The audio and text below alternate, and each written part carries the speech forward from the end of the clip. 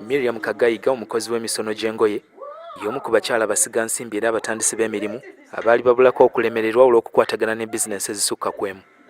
Abakugu mu by'okutandikawo emirimu bagamba nti okutandika emirimu egisukka ku gumu si kibi, naye obulabe bwe buva kwe kumalira amaanyi mu ky'otalina mu busobozi.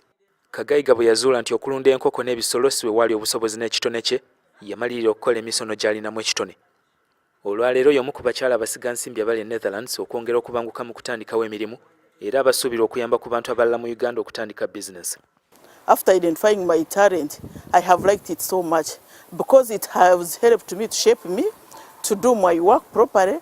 So you need to find out what is it that makes you special, and from there on you can find, it will lead to what are you good at, what are you not good at. Ababangula abakyala Bannayuganda basiga nsimbi bagamba kikyamu nnyini bizinensi okulowooza nti buli kimu ng'etteeka yalina okukikolako so ng'alina abakozi be yateekamu obwesige okumuyambako. So you can work more efficient and more effective, and you will have less stress if you work according to who you are. Uganda okusinga erimu bizinensi eziri ku mutendera omutonotono. Bannyini bizinensi zino kibakwatako okuziteekamu amaanyi n'okulowooza kwabwe. Kasita baba nga bazudde nti ebitone bye balina bigwa mu bwetaavu bwa bizinensi ezo ze baatandikawo. Era kati mu bizinesi yange nteeka kwongera kuyiiya ate nga mbeesingira ku ebintu byaffe bye tulina mu Uganda. Ekyokugeza kati ng'abakyala ndowooza oyinza n'okulaba kino.